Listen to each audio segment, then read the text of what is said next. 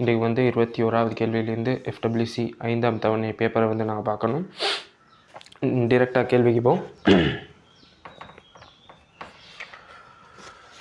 நிறமுடைய அசேதன Servai A வன்மையாக வெப்பமாக்கிய போது பச்சை நிற திண்ம மீதி Bயையும் வாயு Cயையும் கொடுத்ததாம். இப்போ நிறமுடைய அசேதன சேர்வை தான் ஏண்டு சரியா. நிறமுடைய அசேதன சேர்வையை வன்மையாக வெப்பமாக்குறாங்க.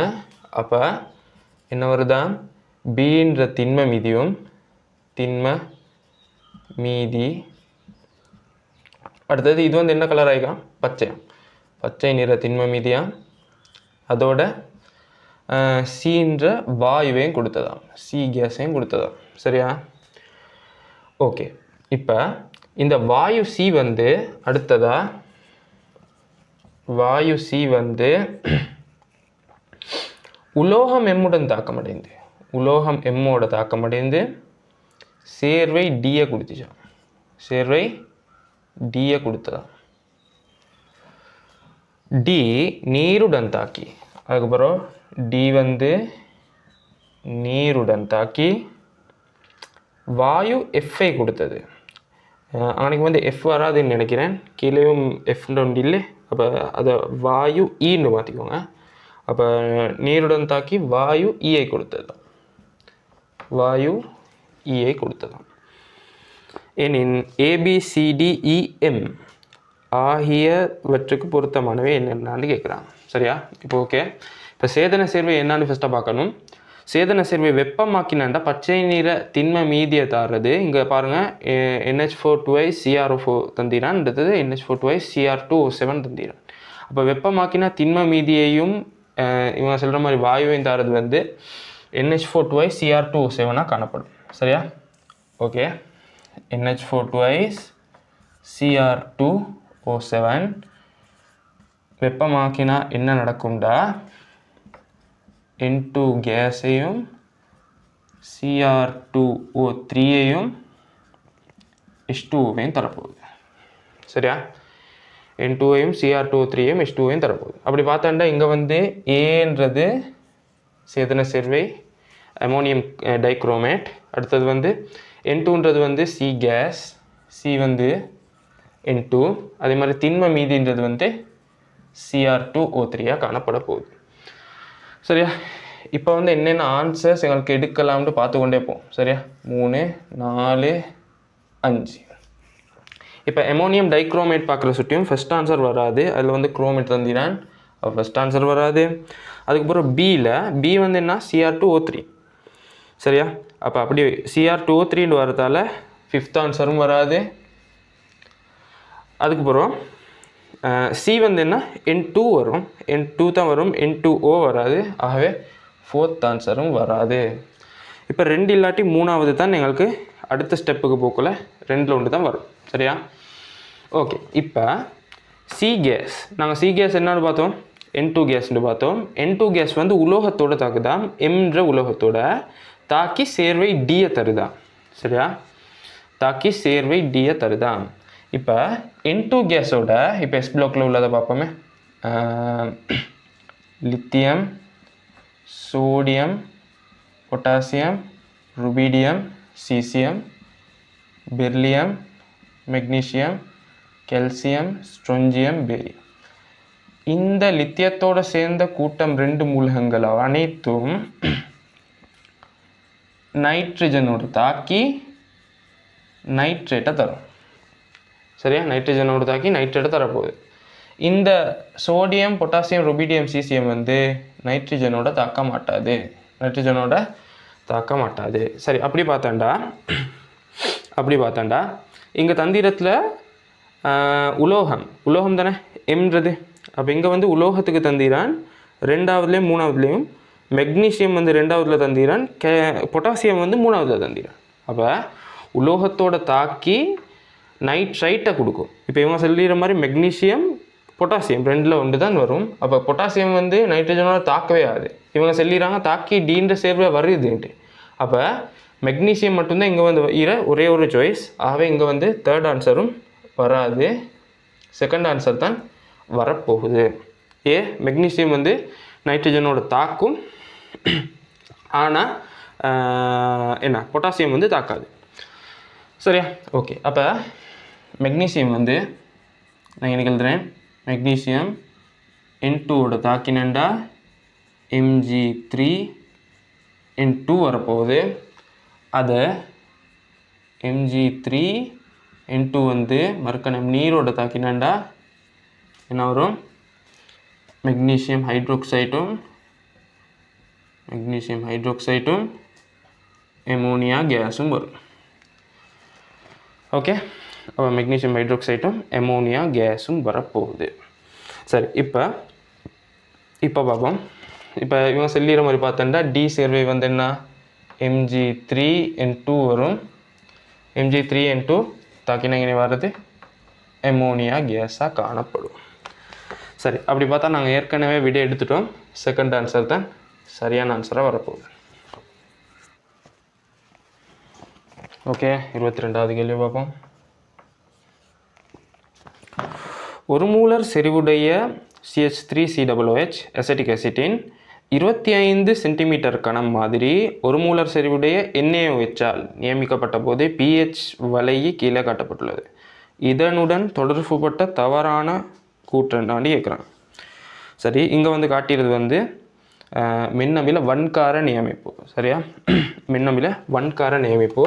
அதில் வந்து CH3COOH ஒரு மூலர் செறிவு 25 சென்டிமீட்டர் கனவளவு எடுத்து அதை NaOH ஒரு மூலர் செறிவிட வெவ்வேறு கனவளவுகளோட நியமிச்சாங்க.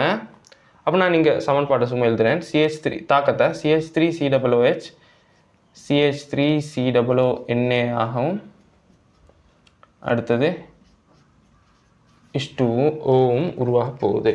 சரியா? இதுதான் தாக்கம். ஓகே, இப்போ நாங்கள் ஃபஸ்ட்டு கேள்விக்கு போவோம். ஃபஸ்ட் கூற்றில் வந்து ஏ பகுதியில் தாங்கல் தன்மையை காண்பிக்கும் அப்படின்னு சொல்லிடுறாங்க. ஏ பகுதியில் வந்து தாங்கல் தன்மையை காண்பிக்கும். இங்கே வந்து பீன்ற பகுதி வந்து நான் இன்னைக்கு ஃபஸ்ட்டாக சொல்கிறேன். பீன்றது வந்து சமவலு புள்ளியாக காணப்படும். சரியா?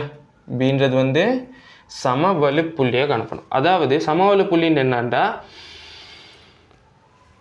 தாக்கிகள் ரெண்டும் விகிதப்படி தாக்கம் அடைஞ்சு. இப்போ ஒரு மூல் 25 சென்டிமீட்டர்னா NaOHலையும் ஒரு மூல் 25 சென்டிமீட்டர் கணம் தாக்கி. சரியா? தாக்கினாண்டா என்ன? நாங்கள் ஃபஸ்ட்டாக மூளை காணணும். மூல் கண்டாண்டா 25/10⁻³ வரும். இங்கே 25/10⁻³ ஒன்றுக்கு ஒன்றுன்றதால ரெண்டும் தாக்கி இன்றைக்கி வந்து 25/10⁻³ மூல் CH3COONA உப்பு உருவாக போகுது. சரியா? இப்படி விகிதப்படி தாக்கி முற்றாக நிறைவடைகிற அந்த கட்டத்துக்கு தான் நாங்கள் சொல்லுவோம்னா சமவலு புள்ளிண்டு. சரியா? சமவலு புள்ளின்ற பீன்ற கட்டம். இப்போ ஏன் நான் அங்கே அதை சொன்னேன்டா ஏ பகுதியில் தாங்கல் தன்மையை காண்பிக்குமா இல்லையான்னு பார்க்குறதுக்கு ஃபஸ்ட்டாக தாங்கல் தன்மையை காண்பிச்சுறதுக்கு வந்து மின்னமிலமும் மின்னமிலத்தோட உப்பும் காணப்பட்டால் தாங்கல் தன்மையை காண்பிக்கும். கட்டாயம் ஒரு தாங்கல் கரைசலில் வந்து வன்காரமோ இல்லாட்டி வண்ணமிலமோ காணப்பட இயலாம். சரியா? அப்படி பார்க்கக்குள்ள ஃபஸ்ட்டாக வந்து NaOHல வந்து 25 சென்டிமீட்டர் கணம் வரக்குள்ள தானே ரெண்டும் தாக்கமடையுது. அதுக்கு இப்போ இதில் 10 சென்டிமீட்டர் கணம் காணப்பட்டேன்னு வைங்களே. அப்போ என்ன நடக்கும்? 25/10⁻³ இதில் வந்து 10/10⁻³. அப்போ வந்து இதுலேயும் 10/10⁻³ தாக்கும். இதில் முற்றாக தாக்கமடையும். அப்போ இங்கே எஞ்ச போகிறது எவ்வளோ? 15/10⁻³. சரியா? அப்போ CH3COOHல 15/10⁻³ மின்னமிலத்தில் வந்து 10/10⁻³ மூல் உருவாக போகுது. நான் செய்யாமல் சொல்லி காட்டினேன் சின்ன விஷயம் சுட்டி. சரியா? ஓகே, அப்படி பார்த்தா முற்றாக NaOH தாக்கம் அடையுது. உப்பும் உருவாகுது, மின்னமிலம் உருவாகுது. இது வரைக்கும் 25 சென்டிமீட்டர் அளவுக்கு NaOHும் போட காட்டலையும். சரியா? அது வரைக்கும் தான் மின்னமிலமும் மின்னமிலத்தில் உப்பும் காணப்படும். அதாவது 25 சென்டிமீட்டர் கணம் வரக்கொல ரெண்டும் தாக்கமடையும். அதுக்கு தான் நாங்கள் சொல்லுவோம்னா சமவலு புள்ளி. ஆகவே ஏ பகுதியிலேருந்து பி வரைக்கும் உள்ள பகுதி எவ்வளவுமே என்ன சொல்லுவோம்? தாங்கல் வலயமாக காணப்படும் செல்ல இயலும். சரியா? ஓகே, அப்படி பார்த்தா ஏ பகுதி வந்து தாங்கல் தன்மையை காண்பிக்கும். அது சரி. சரியா? ஓகே, அடுத்தது பி பகுதி நியமிப்பில் முடிவு நிலையாக அமையும், அத்துடன் மூல இயல்புடைய உப்பு பெறப்படும். சரியா? பி பகுதி நியமிப்பின் முடிவு நிலையாக அமையும், அது சரி. சரியா?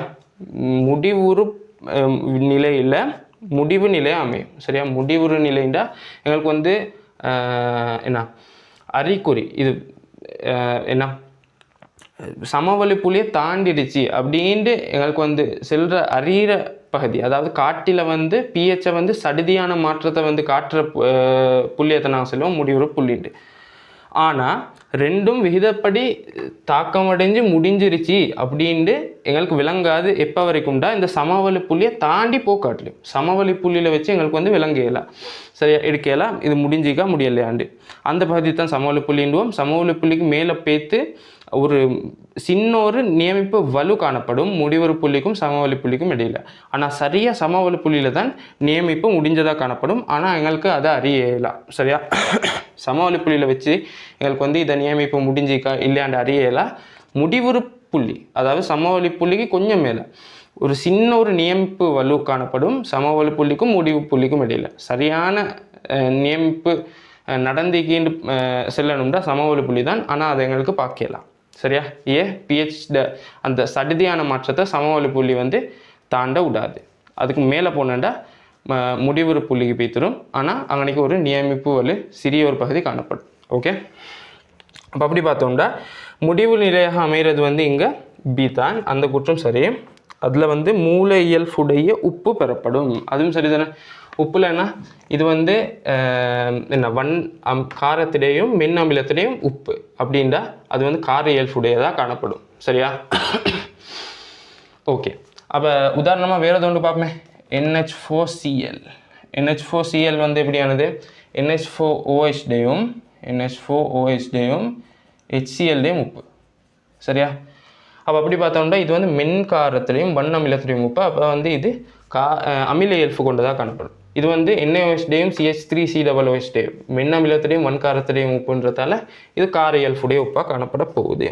ஓகே, இப்போ மூணாவதுக்கு வரும். மூணாவதுல சி பகுதியில் தாங்கல் இயல்பு வெளிக்காட்டப்படும் அப்படின்னு சொல்லி, தாங்கல் இயல்புக்கு நான் ஃபஸ்ட்டாக சொன்ன மாதிரி தான். தாங்கல் இயல்பு ஒரு கலவை வெளிக்காட்டணும்டா தாங்கல் இயல்பு காட்டுறதுக்கு வந்து அந்த தாங்கல் கரைசலில் வன் அமிலமோ இல்லாட்டி வன்காரமோ காணப்பட இயலாம். சரியா? வன் அமிலமோ வன்காரமோ காணப்பட மாட்டாது. சரி, இப்போ இவங்க சொல்லிடுறாங்க சி பகுதி. சி பகுதியில் வந்து எப்படியானது இந்த சமவெளி புள்ளியை தாண்டி போகிறது அப்படின்னா 25 சென்டிமீட்டர் கணம் இல்லை ஒரு 35 சென்டிமீட்டர் கணம் எப்பவுமே 35 சென்டிமீட்டர் கணம். இப்போ நான் இதை கொஞ்சம் செஞ்சு காட்டுறேன் உங்களுக்கு. ஆரம்ப மூல எவ்வளோ 1 தர 25 தர 10⁻3. சரியா? அப்போ 25 தர 10⁻3 ஆரம்ப மூல். இதே மாதிரி இங்கேயும் 35 தர 10⁻3 ஆரம்ப மூல்.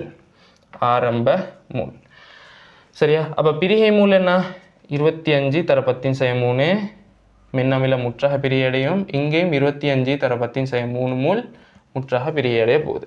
சரியா? சரி, இப்போ சமநிலையில் எவ்வளோ வைக்கும்?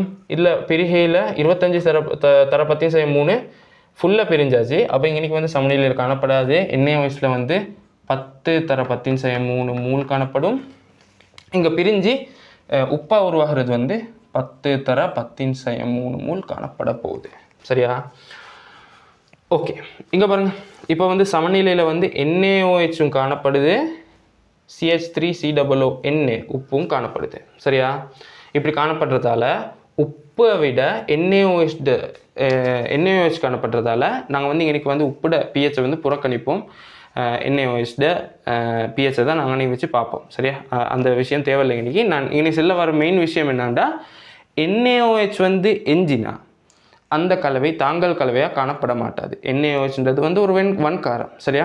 அதே மாதிரி இன்றைக்கி வன் அமிலம் உண்டு காணப்பட்டிருந்தால் வன் அமிலம் எஞ்சிருந்தாலும் எங்களுக்கு வந்து அதை வந்து ஒரு தாங்கல் கலவையாக எடுக்கலாம். சரியா? தாங்கல் கரைசலில் எப்பயுமே மென் அமிலமும் அதோட உப்பும் இல்லாட்டி மென்காரமும் அதோட உப்பும் மட்டும்தான் காணப்பட போகுது. சரியா? அப்போ இங்கே வந்து தாங்கல் இயல்பு வெளிக்காண்பிக்கும்ன்றது பிழையான கூற்று. சரி, அடுத்தது 4வது கூற்றை பார்ப்போம். CH3COOHின் KAயிலும் கூடிய KA உடைய அமிலத்தின் 1 மூல் டெசிமீட்டர் -3 கரைசலை பயன்படுத்தி இருப்பின் ஆரம்ப pH 3லும் குறைவாக அமையும் அப்படின்னு சொல்லி. சரியா? சரி, இப்போ CH3COOH சரியா, சக H2O, CH3COOH, அப்போ CH3COO மைனஸ் சக H3O ப்ளஸ்னு போட்டுறேன். சரியா? இப்போ நான் KAக்கான கோவை எழுதுகிறேன் உங்களுக்கு விளங்கப்படுத்துறதுக்காக. CH3COO மைனஸ் H3O ப்ளஸ் கீழே CH3COOH. சரியா?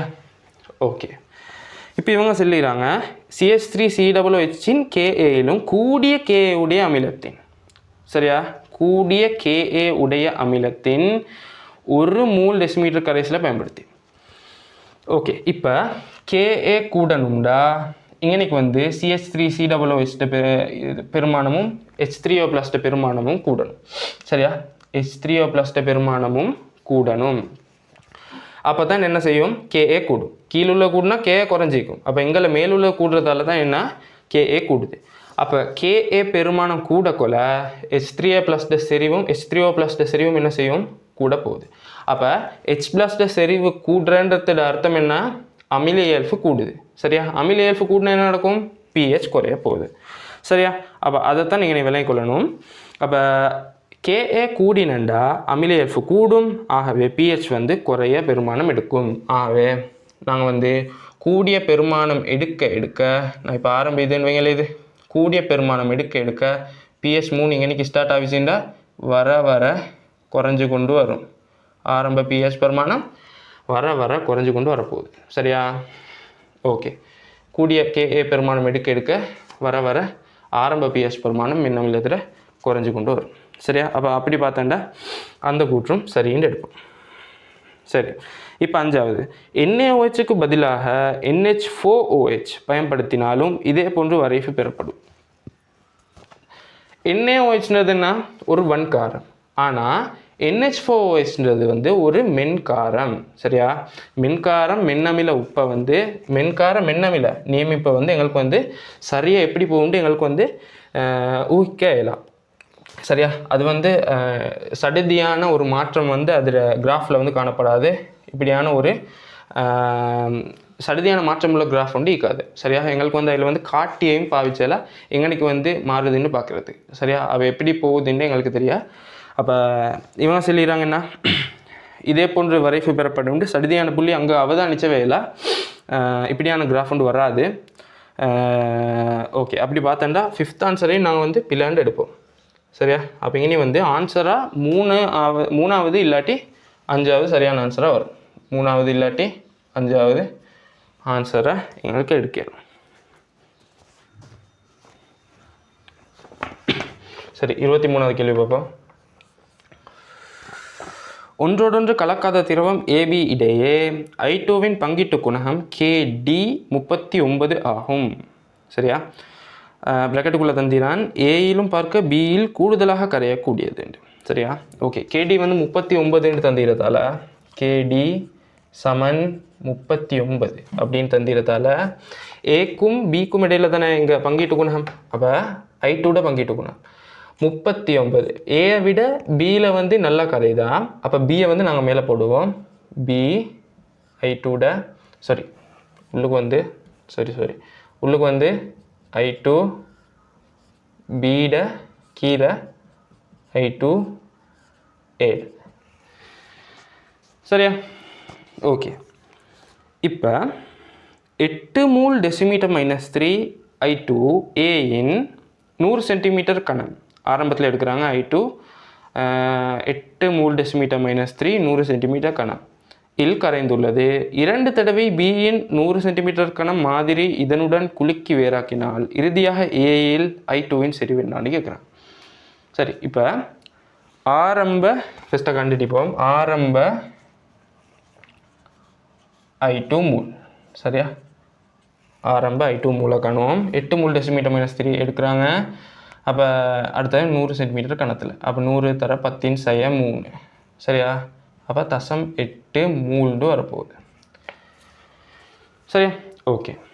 இப்போ நாங்கள் 2 பிரிப்புகளை மேற்கொள்ளணும்.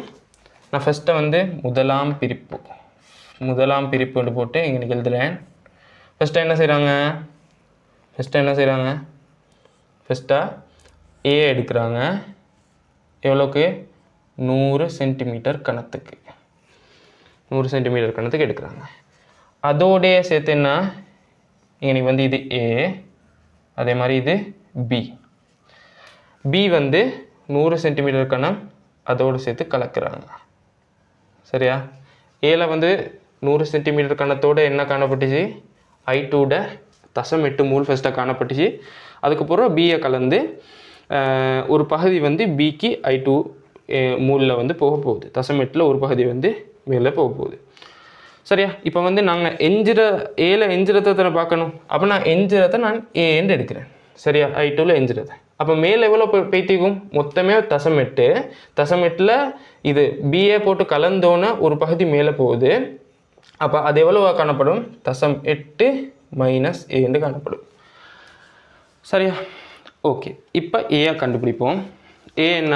ஃபஸ்ட்டாக கேடிட சமன்பாட்டிலேருந்து எடுப்போம். 39 சமன் I2 பீட செறிவின் கீழ். சரியா? பியில் வந்து I2 செறிவு அப்படி பார்த்தோம்னா 0.8 - ஏயின் கீழ் கனவளவுன்னா 100 சென்டிமீட்டர் கணம். 100 போடுறேன், எல்லாம் வெட்டிப்படுற சுட்டியும். கீழே வந்து ஏல உள்ள I2 செறிவு அப்படி பார்த்தோம்னா ஏயின் கீழ் 100 வரப்போகுது. சரியா? அப்போ 100 வெட்டிப்படும். 39 ஏ வந்து இங்கே வந்தேன்டா சக ஏ சமன் 0.8. அப்போ 40 ஏ சமன் 0.8. ஏ சமன் என்ன வரும்? 0.2. அப்போ 2 தர 10/2 வரப்போகுது. அப்போ 0.02 மூல் அப்படின்னு வரப்போகுது. இப்போ ஏன்றது என்ன? முதலாம் பிரிப்புக்கு போகிறோம். ஏல எஞ்சியது தான் 0.02 மூலாக காணப்படும். சரியா? 0.02 மூலாக காணப்பட போகுது. இப்போ அடுத்தது, இப்போ ரெண்டாவது பிரிப்பில் என்ன நடக்கும்டா? இரண்டாம்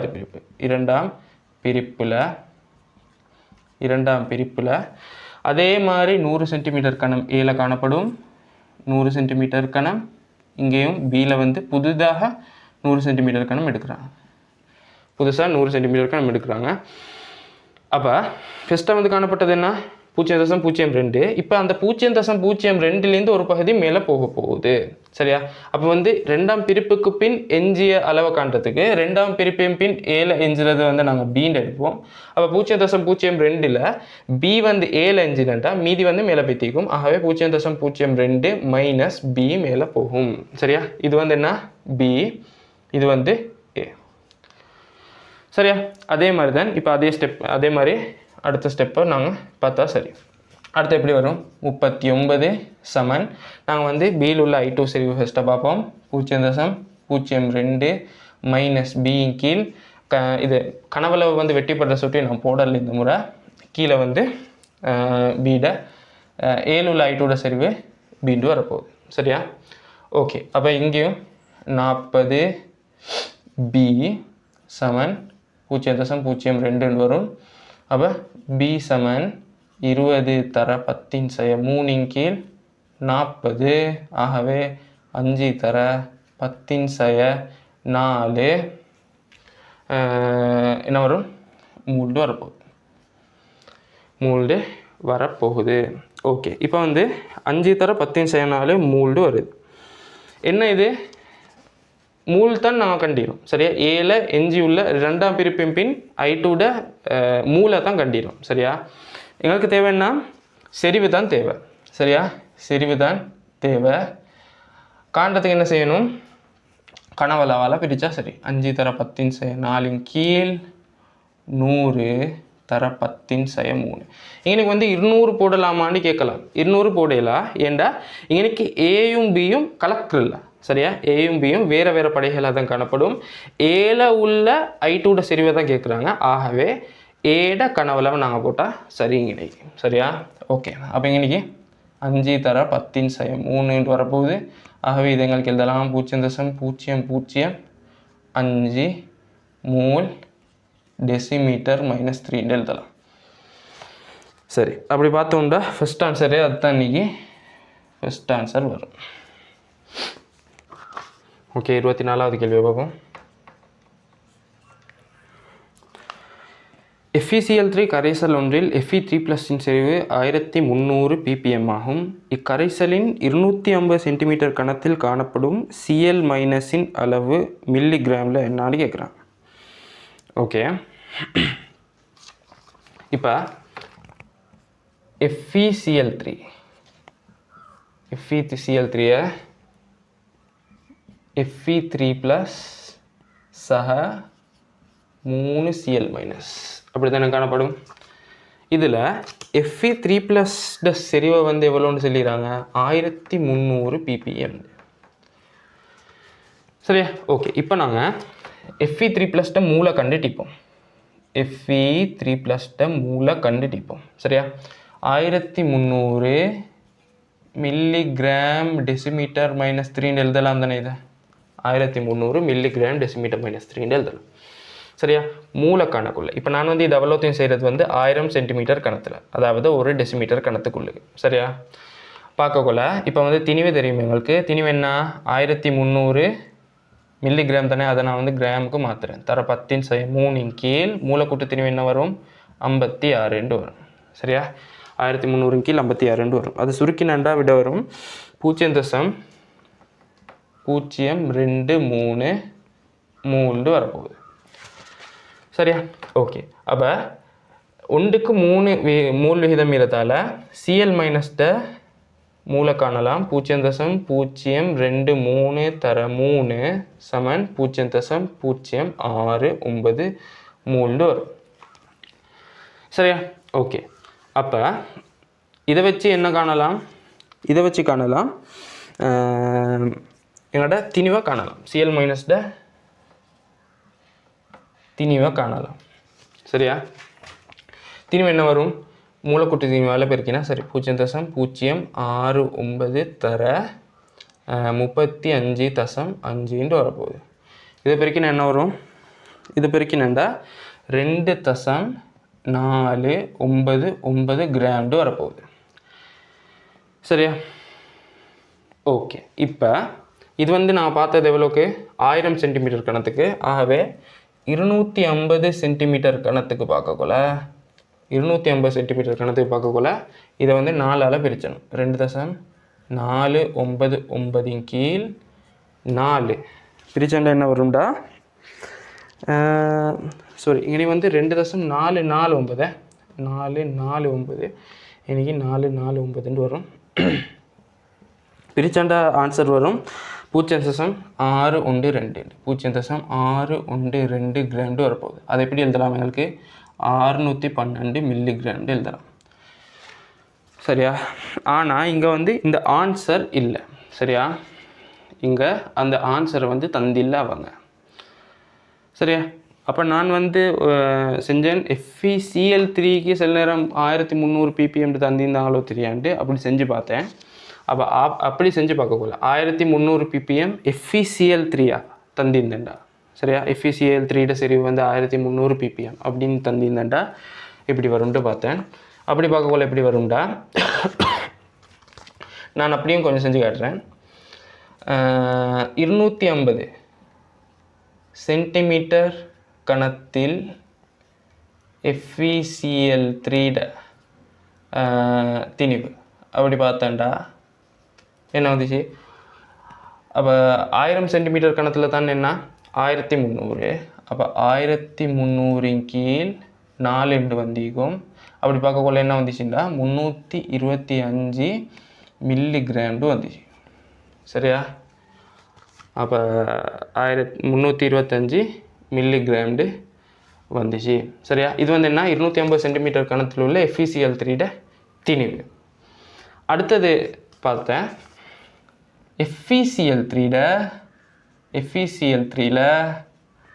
FeCl3ட மூலக்கூட்டு திணிவு எவ்வளோ வரும்? மூலக்கூட்டு திணிவு 35.5 தர 3 சக 56. 35.5 தர 3ண்டா கிட்டத்தட்ட 106.5 அதோட 56 கூட்டினாண்டா வரும் 162.5. 162.5 வரப்போகுது. அதில் உள்ள குளோரினை கண்டோம்டா Cl மைனஸ் திணிவு கண்டோம்டா அது எவ்வளோ வரும்? குளோரின்ட 3 அப்போ வந்து 35.5 தர 3 அது வரும் 106.5 வரப்போகுது. சரியா? ஓகே. அப்போ 162.5 FeCl3 உள்ள இடத்துல கிராம் FeCl3 உள்ள இடத்துல குளோரின் அளவு 106.5 அளவிக்கின்றா. 106.5 குளோரின் அளவிக்கின்றா. 325 மில்லிகிராம் உள்ள இடத்துல எவ்வளோக்கு குளோரின் அளவிக்கும் அப்படின்னு பார்த்தேன். சரியா? அப்போ அளவு வந்து இங்கே மில்லிகிராமில் தானே கேட்குறாங்க குளோரின். அப்போ நேரடியாக காணலாம். அப்போ 162.5 உள்ள இடத்துல இது விகிதம் மாதிரி எங்களுக்கு பார்க்கலாம். அப்போ மேலே கிராம் மூல் -1 கிராம் மூல் -1 வெட்டிப்படும். அது பிரச்சனை இல்லை. அப்போ 162.5 உள்ள இடத்துல FeCl3 உள்ள இடத்துல 106.5 அளவுக்கு Cl மைனஸ் காணப்படுதுண்டா. அப்போ 325 மில்லிகிராம் உள்ள இடத்துல எவ்வளோக்கு Cl மைனஸ் ஈக்கும் அப்படின்னு பார்த்தா சரி. அப்படி பார்க்கக்குள்ள எவ்வளோ வந்துச்சுண்டா 212 சரியாக வருது. 212 மில்லிகிராம் சரியாக வருது. இதை நீங்களும் செஞ்சு பாருங்கள், இந்த விட வருது. அப்போ வந்து அப்படி வந்தாண்டா இவங்க வந்து சில நேரம் FeCl3க்கு தான் Fe3+ தந்திப்பாங்கன்னு நினச்சிறேன். எப்படியோ இவ்வளோக்கு செஞ்சேன். அப்போ இப்படி பார்க்கக்குள்ள எங்களுக்கு வந்து 5th ஆன்சர் வருது. சரியா? ஓகே. 25வது கேள்வி பார்ப்போம். AgCl solid சிறிதளவு நீரில் கரைந்து அதன் அயன்களுடன் சமநிலையில் உள்ள கரைசல் ஒன்றை கருது. பின்வரும் கூற்றுக்களில் சரியானது. சரியா? ஓகே. அப்போ AgCl வந்து சிறிதளவு நீரோட கரைதான். AgCl solid சிறிதளவு நீரோட கரைஞ்சாண்டா Ag + aqueous-உம் Cl - aqueous-உம் வரப்போகுது. சரியா? இப்படி கரைய போகுது. ஓகே. இப்போ பின்வரும் கூற்றுக்களில் சரியானது.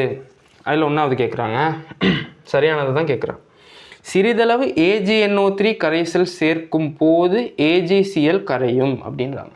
AgNO3 வந்து நாங்கள் இந்த கரைசலுக்கு சேர்த்தண்டா Ag +ஆகவும் NO3 - பிரிகையடையும்.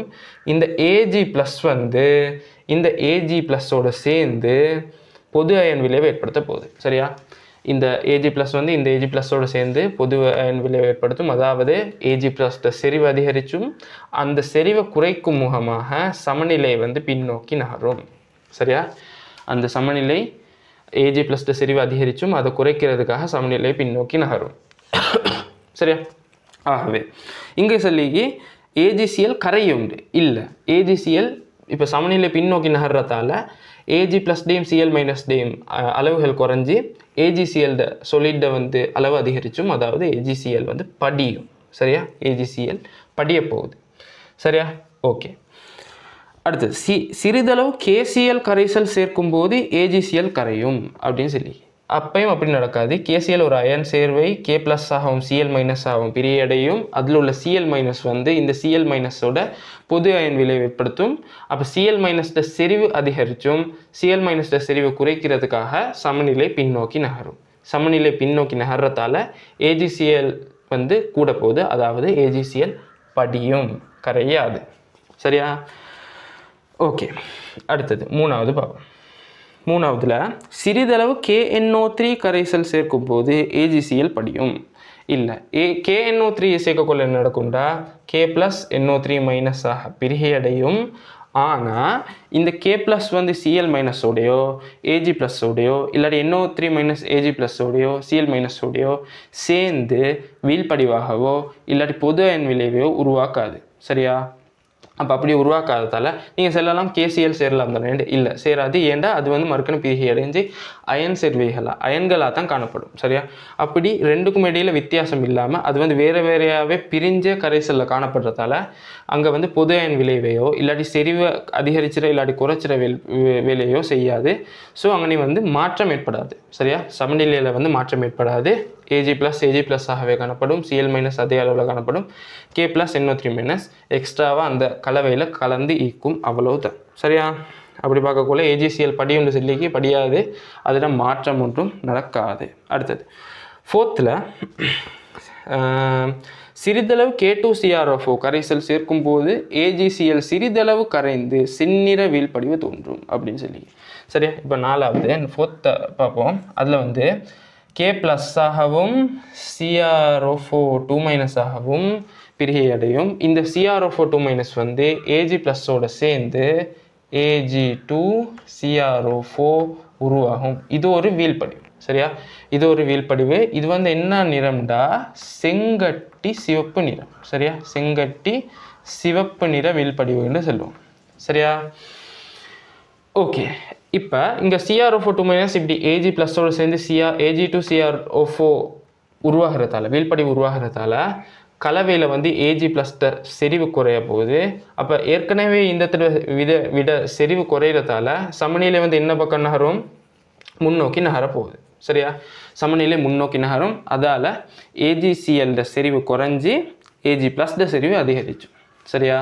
அப்போ இங்கே வந்து என்ன செய்யும், AgCl நிறம் என்ன, வெள்ளை நிறம். அப்போ வெள்ளை நிறம் குறைஞ்சி செங்கட்டி சிவப்பு நிறம் அதிகரித்த போகுது. சரியா?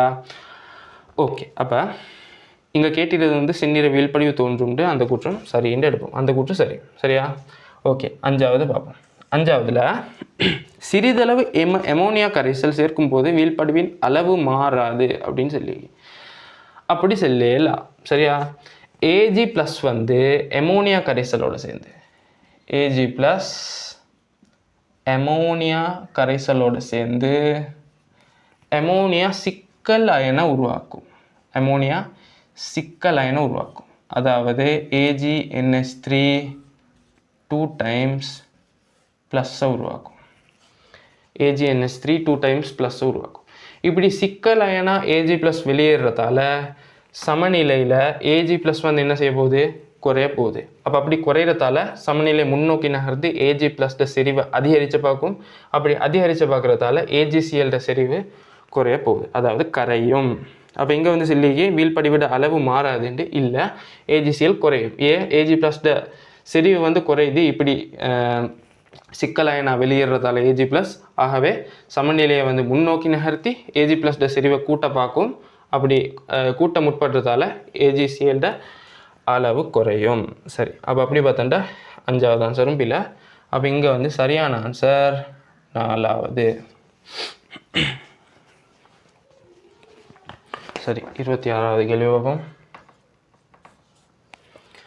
பின்வரும் கூற்றுகளில் தவறானது கேட்குறாங்க. டவ் முறையில் மெக்னீசியம் பிரித்தெடுக்கும் போது படிமுறை 2இல் விட்ரன் கரைசலுடன் கால்சியம் ஆக்சைடு சேர்க்கப்படும். 2வது படியில். சரி, பார்ப்போம். முதலாவது படியில் ஸ்டெப் 1ல் என்ன நடக்கும், நாங்கள் கால்சியம் கார்பனேட்டை இல்லாட்டி calcium carbonate dot magnesium carbonate 2 உண்டு. சரியா? இது டொலமைட்னு சொல்லுவோம். இது வந்து சுண்ணாம்பு கல்னு சொல்லுவோம். சரியா? கால்சியம் கார்பனேட்டை சூடாக்குவோம். என்ன நடக்கும், கால்சியம் ஆக்சைடும் CO2வும் வரும். சரியா? இது வந்து ஃபர்ஸ்ட் படி. கால்சியம் ஆக்சைடு எடுக்கிறது ஃபர்ஸ்ட் படி. 2வது படியில் என்ன செய்வோம்டா, வீழ்படிவாக்குவோம். எதை வீழ்படிவாக்குவோம், கால்சியம் ஆக்சைடை நீரோட தாக்கமடைய வச்சு கால்சியம் ஹைட்ரோக்சைடு எடுப்போம். அதுக்கு பிறகு கால்சியம் ஹைட்ரோக்சைடை பிட்டன் கரைசல், அதாவது கடல்லேருந்து எடுக்கிற அந்த பிரித்து எடுத்துகிட்டு லாஸ்ட்டாக வர அந்த மெக்னீசியம் 2+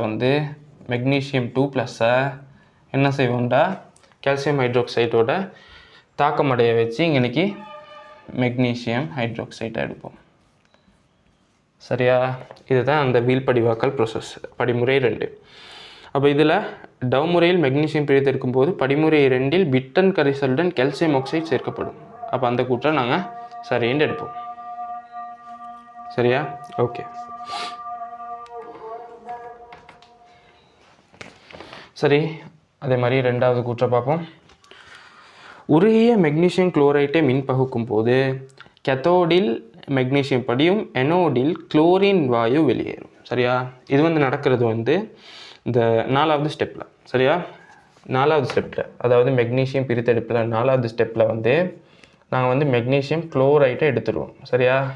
லிக்விட் மெக்னீசியம் குளோரைட்டை எடுத்துடுவோம். அதுக்கு பிறகு அதை வந்து நாங்கள் என்ன செய்வோம்டா, மெக்னீசியம் 2+ வந்து கேத்தோட் அறைக்குள்ளுக்கும் அதே மாதிரி குளோரைட் Cl- கரைசலை வந்து எனோட் அறைக்குள்ளுக்கும் சேர்ப்போம். சரியா? சேர்த்து கேத்தோட் அறையில் வந்து மெக்னீசியம் 2+ சக 2E மெக்னீசியம் லிக்விட் படிய வைப்போம். அதே மாதிரி எனோடில் வந்து Cl- வந்து Cl2 கேஸாக ஒட்சியேற்றதன் மூலம் நாங்கள் வந்து குளோரின் வாயு உருவாக்க போகிறோம். சரியா? ஓகே. அப்போ இங்கே மெக்னீசியம் லிக்விட் உருவாகும். 700 தொடக்கம் 800 பாகை Cயில் வந்து இது வந்து மெக்னீசியம் லிக்விடாக காணப்படும். இங்கே வந்து எனோடில் வந்து குளோரின் கேஸ் வந்து பெறப்படும். சரியா? ஓகே. அப்படி பார்த்தாண்டா செகண்ட் ஆன்சர் வந்து சரின்னு எடுப்போம். சரியா? அப்போ எனோடில் வந்து குளோரின் வாயு வெளியேறும், கேத்தோடில் மெக்னீசியம் படியும். அடுத்தது 3வது பார்ப்போம். மென்சவு கலமுறையில் எரிசோடா உற்பத்தி செய்யப்படும் போது டைட்டானியம் எனோடும் கேத்தோட் நிக்கலும் பயன்படும். சரியா? அதில் வந்து இப்போ எரிசோடா உற்பத்தின்றது வந்து என்னான்டா, NaOH உற்பத்திக்கு தான் வந்து நாங்கள் என்ன சொல்லுவோம், எரிசோடா உற்பத்தின்ட்டு. சரியா? அதில் வந்து மென்சவு கலம்ன்றது இப்படியான ஒரு கலம் தான் மென்சவு கலம். சரியா? மென்சவு கலம் இப்படி தான் இருக்கும். அதில் வந்து நடுவில் மென்சவால் நாங்கள் பிரிச்சுப்போம். இதில் தேர்ந்து போய்விடும் மென்சவுன்னு தான் இதுக்கு செல்வோம். இங்கே வந்து எனோட் அறையில் வந்து டைட்டானியம் காணப்படும். அதே மாதிரி கேத்தோட் அறையில் நிக்கல் காணப்படும். சரியா? டைட்டானியம் வந்து எனோட் அறையில் காணப்படும், கேத்தோட் அறையில் வந்து நிக்கல் காணப்படும். சரியா? ஓகே. நான் இதை வந்து எனோட் கேத்தோடு போட்டுறேன். சரி, இப்போ இங்கே வந்து கேட்குறது டைட்டானியம் எனோட் கேத்தோட் நிக்கல், அது வந்து சரி. அப்போ அந்த கூற்றை வந்து நாங்கள் சரின்னு எடுப்போம். அடுத்தது 4வதும் எரிசோடா பற்றி தான். எரிசோடா உற்பத்தியும் போது கேத்தோட் அறையில் H2O உட்செலுத்தப்பட்டு NaOH வெளியேற்றப்படும் அப்படின்னு சொல்லி இங்களால் நாங்கள் வந்து பிரைன் கரைசலை செலுத்துவோம். அதாவது கண் NaCl செறிவூட்டப்பட்ட NaCl செலுத்துவோம். அதில் வந்து Cl- வரும். அதே மாதிரி Na+ வரப்போகுது. அந்த Na+ இங்கே வரும். அதே மாதிரி நாங்கள் எங்களால் என்ன செலுத்துவோம்டா, நீரை செலுத்துவோம். நீரில் இந்த வர OH- வந்து இந்த Na+ஓடு சேர்ந்து என்ன நடக்கும்டா, NaOH வெளியேற போகுது. சரியா? அதே மாதிரி இந்த OH H2O பிரிஞ்சு வர H+ வந்து இந்த கேத்தோட் அறையால் தாழ்த்தப்பட்டு H2 கேஸாக வெளியேறும். இங்கே Cl- வர எனோட் அறைக்கு தான் வருது. Cl- NaCl பிரிஞ்சு வர குளோரின் Cl- வந்து ஒட்சியேற்றப்பட்டு Cl2 கேஸாக வெளியேற போகுது. ஓகே, இதுதான் ப்ராசஸ். அப்போ அங்களால் அப்படி போகும். இங்கனைக்கால செறிவு குறைந்த NaCl வெளியேற போகுது. செறிவு குறைந்த NaCl வெளியேறும். ஓகே. அப்போ இங்கே வந்து கேத்தோட் அறையில் H2 உட்செலுத்தப்பட்டு NaOH வெளியேற்றப்படும். அந்த கூற்றையும் நாங்கள் சரின்னு எடுக்க போகிறோம். அடுத்தது 5வதுல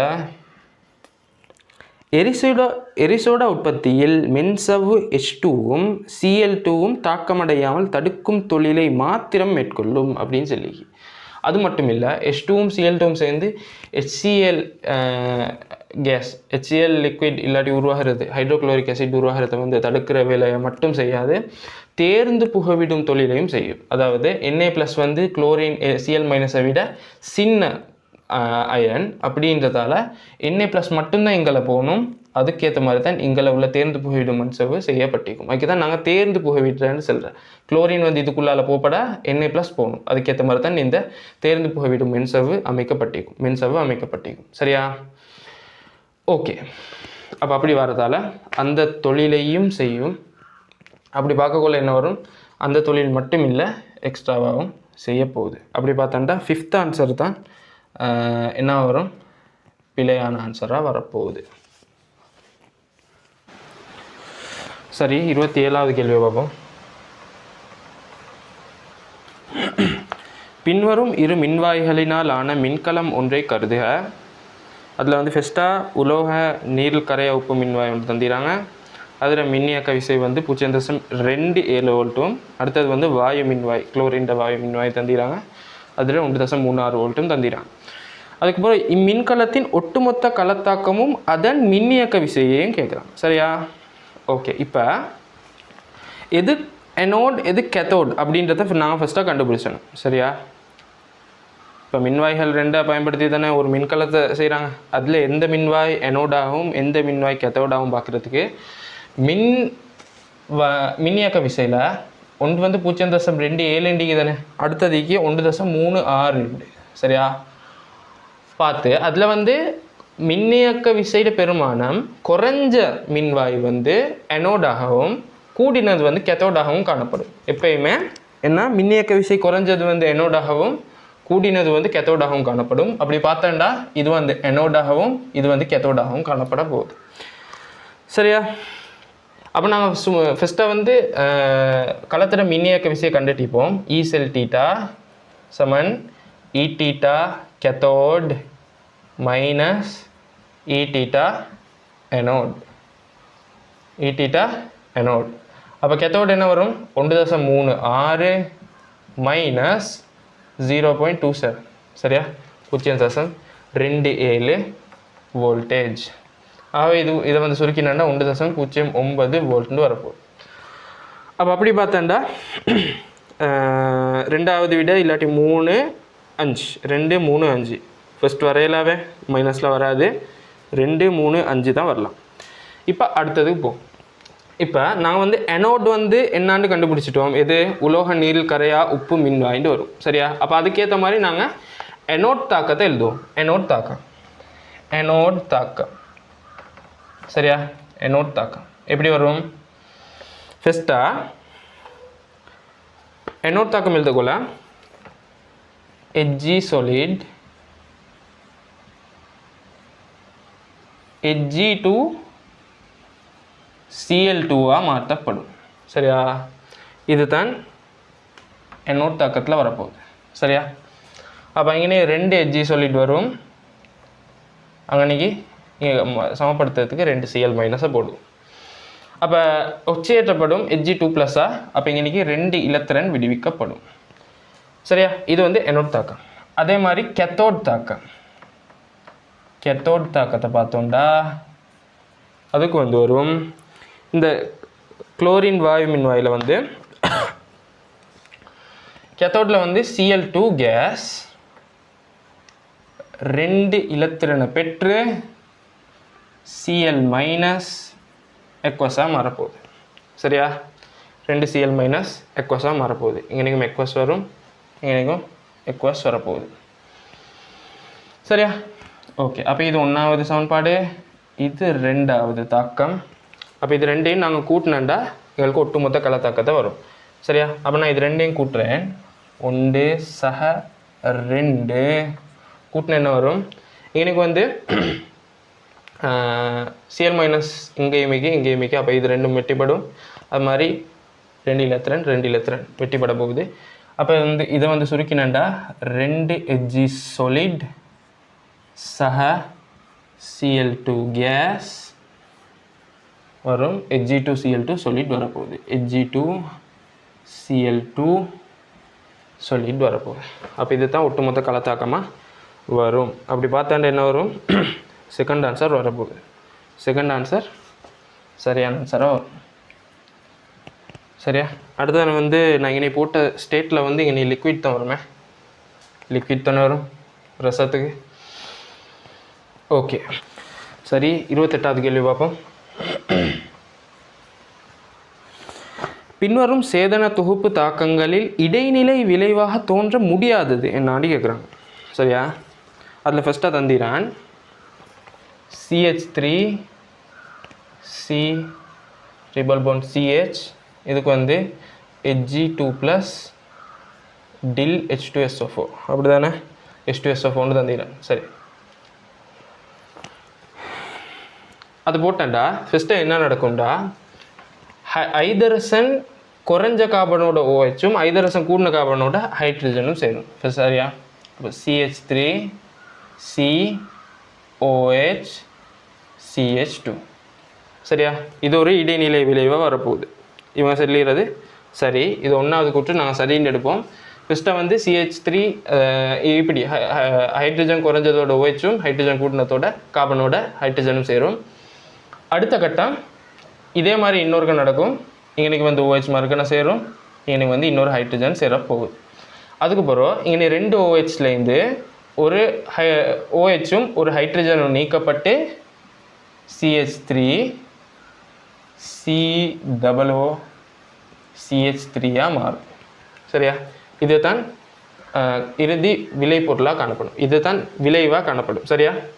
அப்போ இது வந்து ஒரு இடைநிலையாக வரும். இது வந்து ஒரு இடைநிலை ஃபஸ்ட்டாக வந்துடுறது. இதுக்கு ஒன்றாவது ஆன்சரில் வந்துடுற மாதிரி ஃபஸ்ட் இடைநிலை வரும், இது 2வது இடைநிலை, அதுக்கப்புறம் 3வது விளைபொருள் வரப்போகுது.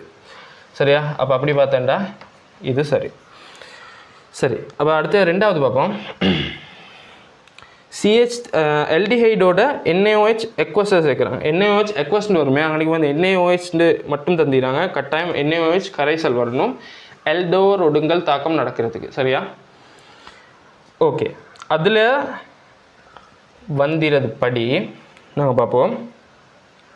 எல்டோர் ஒடுங்கல் தாக்கம் நடக்கணும்டா CH3 CH2 CHO அப்படி தானே. இதுக்கு வந்து NaOHை நாங்கள் போட போகிறோம், NaOHை போட போகிறோம்.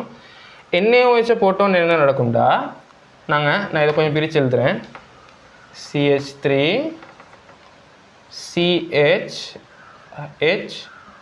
COOH. சரியா? கார்பனைல் கார்பனுக்கு அடுத்த கார்பனை நாங்கள் செல்வோம் அல்ஃபா கார்பன்டு, அந்த எல்ஃபா கார்பனோட சேர்ந்துற ஹைட்ரஜனுக்கு செல்வோம் நாங்கள் எல்ஃபா ஹைட்ரஜன். சரியா? அப்போ எல்ஃபா கார்பனோட சேர்ந்துற ஹைட்ரஜனுக்கு செல்வோம் எல்ஃபா ஹைட்ரஜன். இந்த எல்ஃபா ஹைட்ரஜனை NaOHல உள்ள OH வந்து அடித்தோம், OH மைனஸ் வந்து அடித்து அதில் உள்ள ஹைட்ரஜனை எடுக்கும். சரியா? அதில் உள்ள ஹைட்ரஜனை எடுக்கும். சரியா? அதால் எப்படி மாறும், CH3 CH COOH மாறப்போகுது. அப்போ இங்கே வந்து -1 வரும், தனிச்சோடி இல்லத்திரன் ஒன்று அறுத்தாது. சரியா? இது தான் ஃபர்ஸ்ட் படி. அப்போ இங்கே வந்து வாரத்தில் இடைநிலையாக இது தான் வரணும். இங்கே சொல்லிடுற மாதிரி 3வது கார்பனில் மைனஸ் வரையலாம். சரியா? எல்ஃபா கார்பன் உள்ள ஹைட்ரஜனை தான் OH வந்து அடித்த போகுது. 3வது கார்பனுக்கும் அது OHக்கும் சம்பந்தம் இருக்காது. சரியா? அப்போ இது தான் இடைநிலை விளைபொருளாக வரும். ஆகவே 2வது கூற்றை நாங்கள் பிள்ளையாண்டு எடுப்போம். சரியா? சரி, இப்போ இதை கொஞ்சம் எக்ஸ்ட்ராவாக பார்ப்போம்.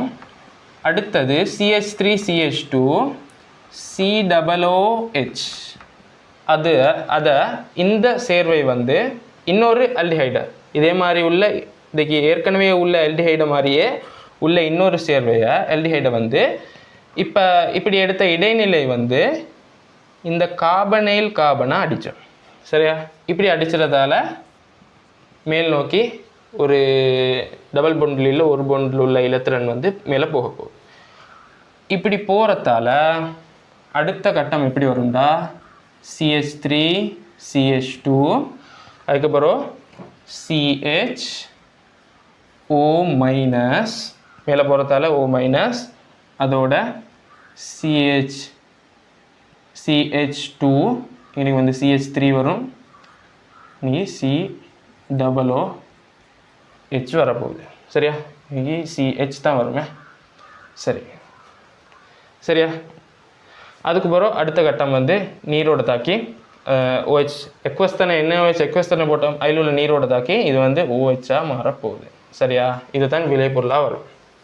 சரி, இப்படி வர அப்போ 2வது ஆன்சர் நாங்கள் பிளாண்ட் எடுப்போம். அதுதான் விடையாக வரும். நாங்கள் மூணாவதையும் பார்ப்போம். சரியா? ஓகே. மூணாவதில் வந்து அது லேசானது உண்டுனா அதில் வந்து கார்பனில் கார்பன் உள்ள ஆக்சிஜனோட இது வந்து அடித்தோம் OH. அப்படி அடித்தோடனே இங்கே நீங்கள் மேலே போக போகுது. அப்படி போகிறதால என்ன இப்படி மாறும், ClOH வரும். அப்புறம் மறுக்கணும் கீழே வரக்குள்ள இது பிரிஞ்சு போக போகுது. சரியா? அப்போ அங்கே வர இடைநிலையும் அதுவும் சரி. அடுத்த நாலாவது அது எல்லாத்துக்கும் தெரிஞ்சது CH3Cl AlCl3 வந்திக்கணும். அன்றைக்கி AgCl3 போட்டிடுறாங்க. அதுவும் சரி. சரியா? அது செல்ல தேவையில்லைன்னு நினைக்கிறேன். நான் எதுக்கும் நான் செல்ல பார்ப்பேன். CH3Cl அதோட AlCl3 தாக்கி ஃபஸ்ட்டு என்ன வரும்டா, CH3Clோட AlCl3 தாக்கினண்டா AlCH3Cl AlCl3 இனி வந்து ப்ளஸ் வரும், இனி மைனஸ் வரப்போகுது. சரியா? அதுக்கப்புறம் என்ன நடக்கும்டா, இந்த சேர்வையை வந்து இந்த பென்சீனில் உள்ள ஒரு பொண்டு வந்து போய்த்து தாக்க போகுது. இப்படி தாக்குறதால இது பிரிஞ்சு தனிச்சோடி இலத்திரனை வந்து அங்கே கொடுக்கும். பிணைப்பு சோடி இலத்திரன்களை வந்து AlCl4 மைனஸுக்கு கொடுத்துட்டு அடுத்த வந்து ஏற்கனவே இங்கே ஹைட்ரஜன் ஒண்டிக்குதுதானே, அதோடு சேர்ந்து ஹைட்ரஜன் CH3 மாறும். CH3 இணை ப்ளஸ் ப்ளஸ். சரியா? அதோட AlCl4 மைனஸாக மாறப்போகுது. சரியா? அந்த இடைநிலை விளைபொருளை தான் தந்திராங்க இங்கே. இது வந்து பரிவடையக்கூடியது. இந்த ப்ளஸ் இங்கே வரும், இந்த பொண்டு அணைப்போம், அப்படி எப்படி பரிவடையக்கூடியது. சரியா? ஓகே. அடுத்த கட்டம் என்ன நடக்கும்டா, இந்த AlCl4 மைனஸ் வந்து என்ன செய்யும்டா, இந்த ஹைட்ரஜனை வந்து அடித்து இந்த அம்புக்குறி இது என்ன பொண்டை வந்து கொடுத்துட்டு AlCl4ஓட இந்த ஹைட்ரஜனும் போகும். அது போய்த்து என்ன செய்யும்டா, AlCl3 ஆகவும் அடுத்தது என்ன HCl ஆகவும் மாறப்போகுது. இது இங்கனைக்குள்ள என்ன CH3 வந்து அதோடைய சேர்ந்து தொழுவினா காணப்படும். சரியா? ஃபைனல் ப்ராடக்டாக CH3 உருவாக போகுது. அதுதான் ஃபைனலாக நடக்கும். ஆகவே அங்கனைக்குள்ள இடைநிலை விளைபொருள் அதுவும் சரின்னு எடுப்போம். ஓகே. அஞ்சாவதுல வந்து என்ன ப்ரோப்பீனும் H2SO4க்கு போடுறாங்க. அப்படி போடுறதால CH3CH2க்கு H2SO4 போடுறதால CH3CH3 ப்ளஸ் இது உருவாகும் இடைநிலையாக. மறுக்கணம் என்ன செய்யும், அதை சல்ஃபூரிக் ஆசிட்டோட தாக்கி OSO3 H உருவாகும். சரியா? OSO3 H உருவாக போகுது. ஓகே. அப்போ அதுவும் நாங்கள் சரின்னு எடுப்போம். சரியா? அப்படி பார்த்தாண்டா எனக்கு செகண்ட் ஆன்சர் தான் நாங்கள் பில்லாண்டு எடுப்போம். ஓகே. சரி, 29வது கேள்வி பார்ப்போம். இரண்டு ஒன்றுடன் ஒன்று கலக்கும் இரு திரவங்கள் AB இலட்சிய கரைசலை ஆக்கும் போது கரைசலின் கரைசல்ட AB 1:5 என்ற மூல் விகிதத்திலும். சரியா? இப்போ ஒன்றோடு ஒன்று கலக்கிற திரவங்கள். சரியா? இன்னைக்கு நான் A லிக்விட்னு போடுறேன், B லிக்விட்னு போடுறேன், அதே மாதிரி A கேஸ்னு போடுறேன், B கேஸ்னு போடுறேன். சரியா? ஒன்றோடு ஒன்று சமநிலையில் காணப்படுது. சரியா? ஓகே. இப்போ இங்கே வந்து சொல்லிடுற மாதிரி மூல் விகிதம் கரைசல் உள்ள மூல் விகிதம் Aக்கு B வந்து 1:5. சரியா? இங்கே வந்து சொல்லிக்கு Aக்கு B 1:5. சரியா? A லிக்விடுக்கும் B லிக்விடுக்கும் எழுது. அப்படின்னா இன்னைக்கு கரைசல் உள்ள ஏட மூல் பின்னம் XA 1:5 6க்கு 1 வரும்.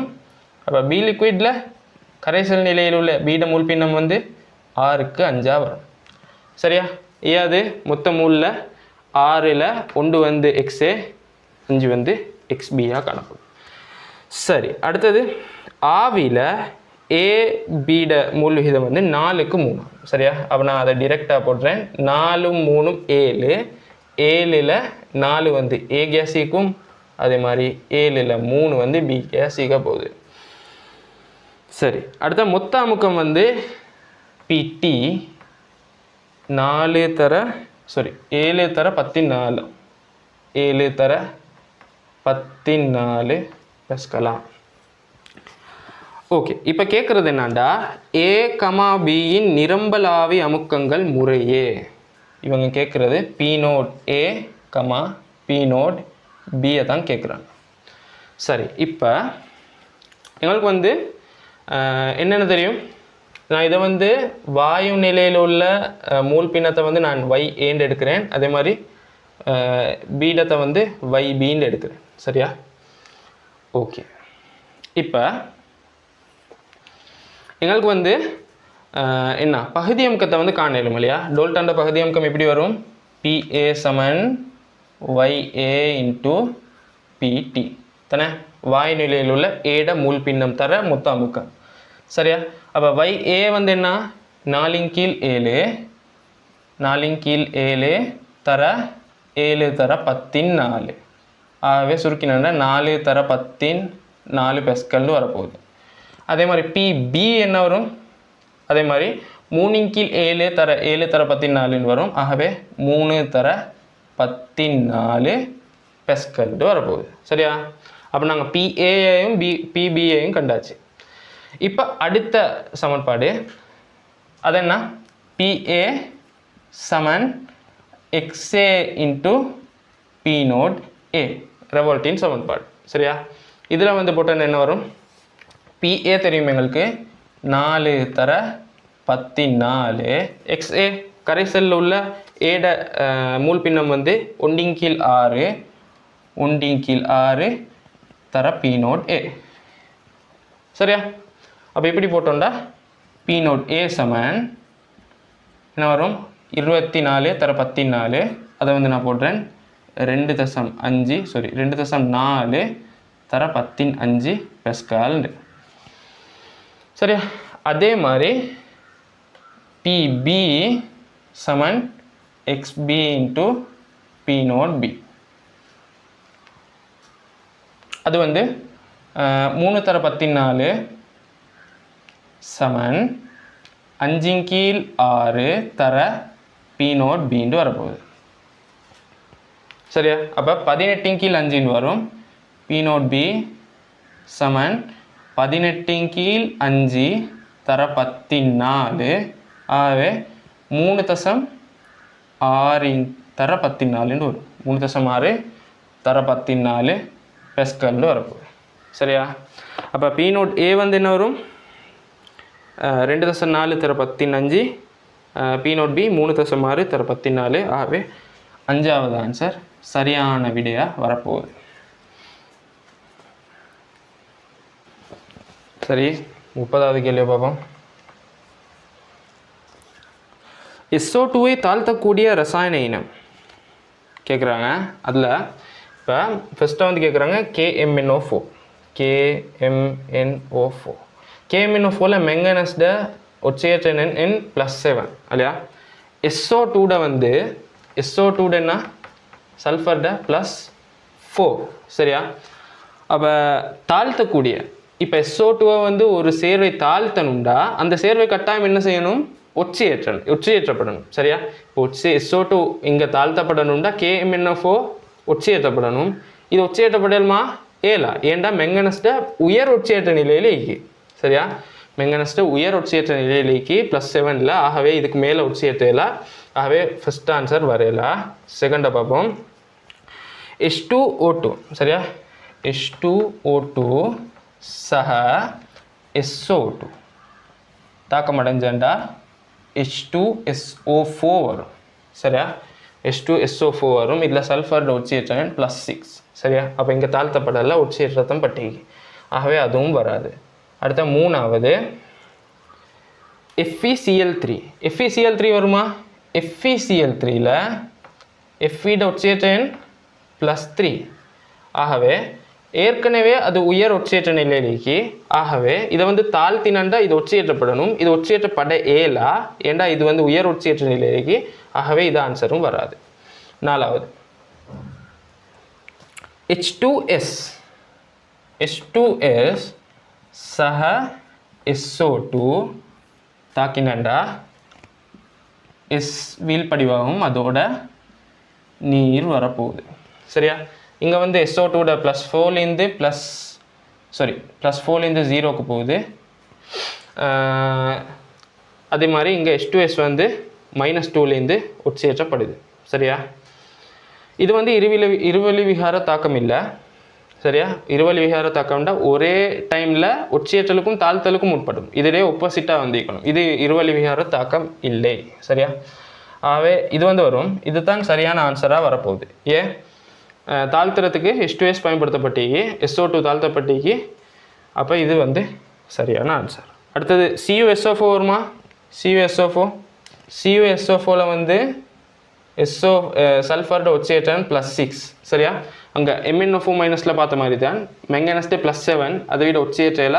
அதே மாதிரி இங்கே சல்ஃபர்ட ஒட்சியேற்றன் மேக்ஸிமம் வந்து +6. ஆகவே +6 தாண்டி போயலா. ஆகவே இதுவும் வர ஏலா. ஓகே, அப்படி பார்த்தா இங்கே நீ வந்து சரியான ஆன்சர் 4th ஆன்சர்.